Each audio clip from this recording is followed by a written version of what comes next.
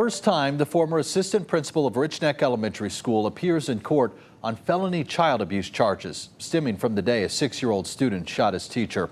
The special grand jury report that led to Ebony Parker's indictment is sending shockwaves through the Newport News community. Tonight we're hearing from the city's top prosecutor, Abby Zwerner's attorneys, and Newport News Public Schools about the alleged failures leading to the tragedy. 13 News Now has team coverage on the fallout, and we start with Emily Harrison, who attended Parker's first court hearing. Emily.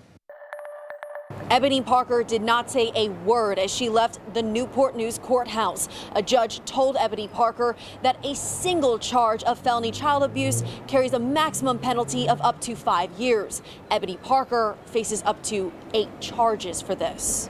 A grand jury decided on 8 charges for every bullet a 6-year-old child brought to Richneck Elementary School on January 6th.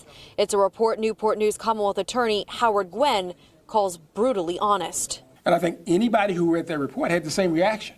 How could this happen? There are also several questions surrounding some missing documents. To this day, Gwen says several documents are missing from Newport News Public Schools that would have detailed the child's past behavioral problems and school history. Gwen says it's unclear if anyone tried to hide the documents. I agree that the files are missing. Obstruction of justice, as you know, is a criminal charge that requires certain elements. And as I said, what we'll do is we'll work with the school system to try to ferret out how this happened. And based on the facts and the law, if we believe somebody else needs to be charged, then trust me when I tell you they will be charged. So far, the only school administrator to face charges is Ebony Parker, who could face up to 40 years if convicted. I never thought about this as precedential. I simply think about this as us doing our jobs. And so whether it has any precedent or not, it is not really relevant to what we do, and it has no bearing to this in the decisions we make. Emily Harrison, 13 News Now. Attorneys representing Abby Zwerner and her multi-million-dollar lawsuit did not mince words about the special grand jury report. They say it echoes claims that administrators disregarded multiple warnings that could have prevented this very tragedy. Sarah Hammond picks up our team coverage with more. Attorney Diane Toscano says the grand jury spoke loudly and clearly about multiple ignored warnings, missing disciplinary records, and security failures at Richneck Elementary School. They said it ain't over yet. They said we have not forgotten. They said, no, Newport News school leadership, you will not escape accountability for this tragedy. Toscano says what the grand jury found lines up with some of the bombshell revelations her team presented during a press conference last year. It confirmed my initial account in what they called, quote, a tragic and avoidable event. Co-counsel Kevin Biniazin says the report shows everyone did their job that day except for the former assistant principal. There was one person who was the aggregate of information. There is one person that stood above it all and knew and heard and should have seen everything coming. Zwerner's legal team just got the green light to move forward with their $40 million lawsuit, and both attorneys say having this report helps them build their case.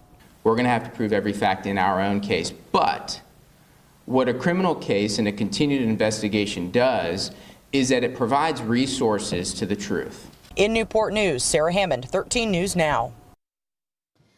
The grand jury report dives into troubling security issues at Richneck Elementary School. Now Newport News Public Schools administrators say the division made several safety upgrades since the shooting. Marta Berglund joins us in the studio with more on the security concerns and the changes.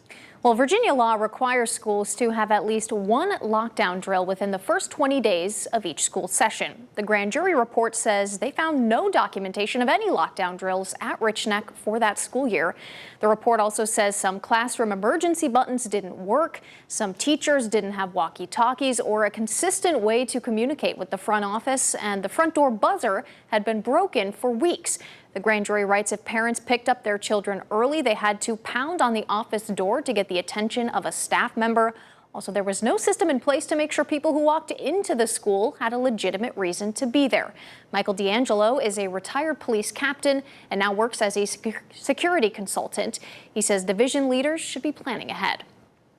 It's very easy to Monday morning quarterback and say, you know, you should have done A, B, C, D.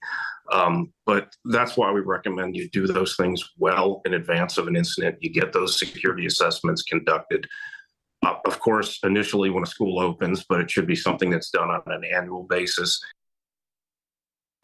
Newport News Public Schools representatives tell me Richneck went through a full security assessment. The school now has 2 weapons detection systems that all students and visitors must go through. Marta Berglund, 13 News Now. And we're covering every angle of the Richneck school shooting on all of our platforms. We have live updates on our website and on the 13 News Now app. And you can watch all of today's news conferences in full on the 13 News Now Plus app.